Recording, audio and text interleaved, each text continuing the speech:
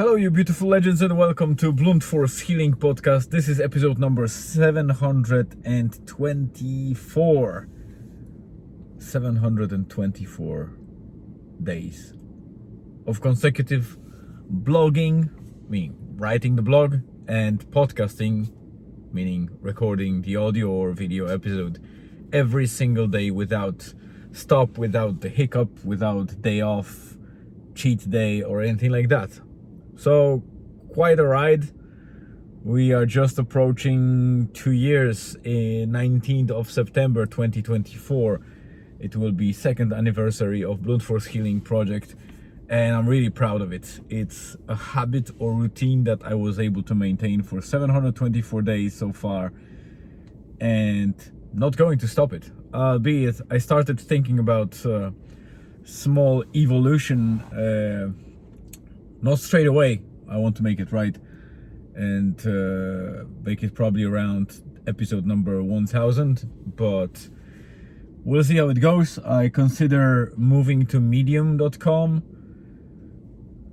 but I'm not sure yet. So maybe moving, or maybe just double posting in two places while transitioning. I'm not sure about it.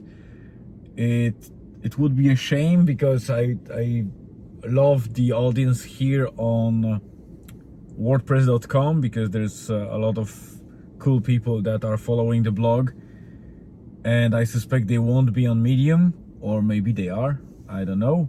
But WordPress is asking ridiculous money just for the ability of uploading pictures and other stuff, as well as displaying a lot of ads that just make the experience a bit clunky. And Medium is a bit cleaner, is faster definitely, and it's cheaper if I want to enable a couple of nice functionalities. Plus, it's not important, and it's probably a very small advantage, but in some way it allows to earn small revenue on top of blogging. So I suspect they share part of the ads revenue with the creators. I'm not sure about it, didn't explore it yet. I'll probably update you on, because maybe some of you want to also move to some other medium, pun intended. So a quick update before the tide reaches me. Let's talk about Monday, or maybe let's not. Let's talk about Tuesday, because this update should be about Tuesday. So Tuesday is now, and it's ending, so I am kind of breaking a little bit the rule of recording the update about previous day on the next day. But since this day is pretty much ending and I'm not expecting any highlights, I decided to pre-record it on the same day in the evening, while I have time before I will just have to run away from the beach. So today was very interesting and very stressful.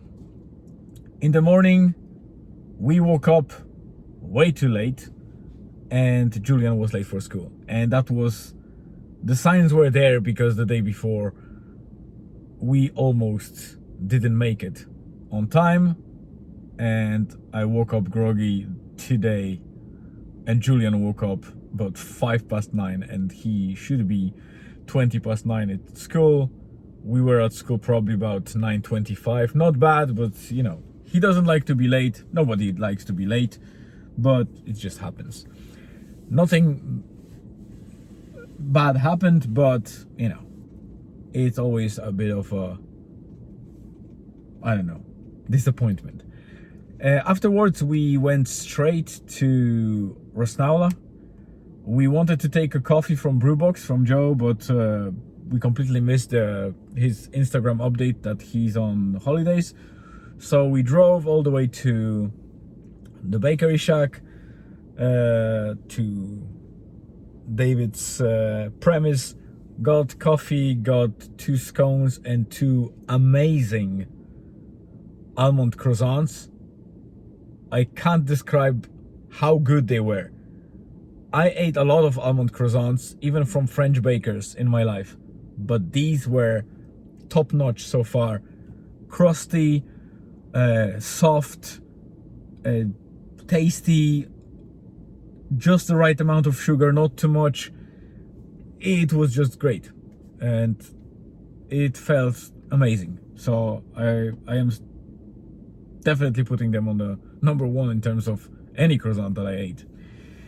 And we drove back to the beach, we ate them, and then we decided to do the walk. It was very windy, so we started the walk the easy way with the wind, but we knew that we will be going against the wind on the way back. So we walked all the way towards the Sandhouse Hotel. We passed by the surfers and a couple of groups that were doing surfers training, and when we reached the end of the beach we started coming back. It was just the peaking of a high tide, so most of the beach was taken. There was still a bit of sand, but it was soft, and at some stage I found some plastic boomerang, so I took it with me. I threw it a couple of times, then I saw the ball, the football or soccer ball that surfers were using just to warm up. I kicked it back to them, but as I was kicking it, I didn't realize that I have a loose pocket and the phone fell off, and I didn't see it or feel it. And after a couple of steps or meters, I realized I don't have a phone. So I took Elizabeth's phone and started looking into find my iPhone.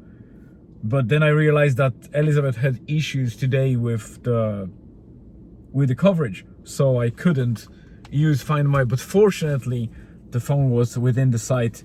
I found it, and later on, we just walked back to the car, drove back home, ate some breakfast. I started preparing a sauna a bit,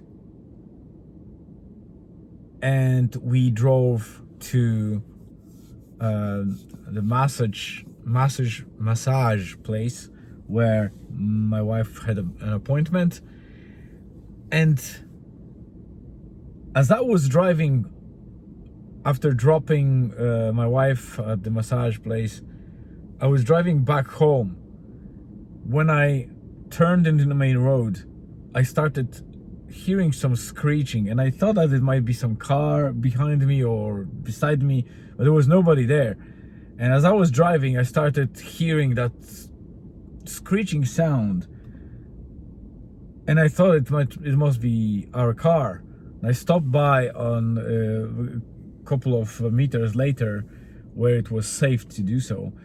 I stepped out of the car, checked under the car, because it felt like something broke or kind of fell and was screeching against the road or something, but wasn't anything there. So I turned around, I started driving towards Diamond, or the square in Donegal town, and it started screeching so hard that everyone was looking at me, and it scared the shit out of me, because, you know, I thought that something really broke in my car.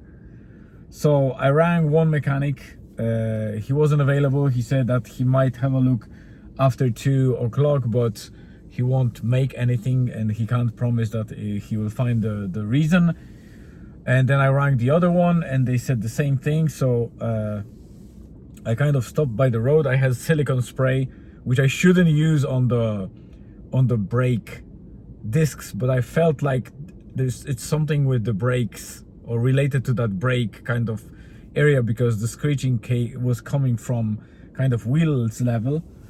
So I sprayed it with silicone type of, it's kind of lubricant, but because there is a high pressure and high temperature happening between brakes and brake pads, it's not as dangerous as if you would put that on the bike. because it quickly evaporates. So it's not a lubricant that is oily. It's something that will just evaporate, like WD-40 or things like that. So I wasn't worried that much. It wouldn't cause damage, but it's not advised to do it very often. But I did it, and that sound went away, so I was happy. I thought that maybe, you know, brakes are getting worn, and that was the reason. I came back home, I did all my stuff, and then when I was driving to pick Elizabeth from massage place, it started screeching again. And as we were driving, we went to the school. I picked Julian earlier, about half an hour earlier, and we went straight to that mechanic that I rang the second time. And they were such a lovely people. The guy came out, he drove a little bit. I stepped out of the car, I could hear it from the outside. It was even scarier. So he drove down to the garage, and proper mechanic kind of had straight away pointed to the side, and he said, it feels like something is between the braking system and the brake disc, something like a stone or something like that. And I was like, huh, I was praying that it's that. And I remember that when I was leaving that massage place, I was driving through the road, and there was a bit of road recently done, and I felt kind of stones or the tarmac thing hitting the underbody. And I feel like that was the moment when it might have happened, and it indeed was the stone. And I want to show it to you. It won't be visible, but I'm keeping this bastard because this thing caused me so much stress. It drained energy out of me for the rest of the day. And I'm so glad that it was just that. It costed me about 15 euro just for the effort. The guy took the wheel off, took that little stone from in between the whatever the mechanism is, put everything back in, saved our day, because otherwise I would have to have appointment, which might have been in the next couple of days. And we need a car. We have only one car in our household, so it was important. And when we came back, the guys ate the rest of the cottage pie that I made yesterday, so they didn't have to do any dinner. And I deployed the sauna to Rosnała. I am here, just wrapping up. I will just close it and go back home. I had only one booking, well, actually one client, which was great because I really appreciate brave people, not just because they come to our business, but they push themselves in a normal working day to go to the cold ocean and get out of that comfort zone, which is amazing. If you're listening to that ever, Fionn, kudos to you that you did it. I was expecting it to be quiet. Great that there was one person, and the weather is better now, but the tide is coming, so I need to run away. And the rest of the evening will be, I'm pretty sure, eventless. But yesterday evening we started something with Julian, and I hope to continue it today.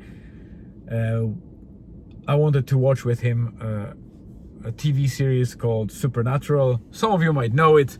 It's quite an old series already because it was about 15, 16 or more seasons about two brothers fighting supernatural things. So low key, not a very demanding TV series, but highly enjoyable. And we started yesterday with pilot and the second episode, so we might watch the third episode today. So thank you very much for tuning in. Have a great rest of the day, afternoon, evening, wherever you are. I appreciate you spending time on listening to it or reading the blog. Stay tuned, and see you again tomorrow.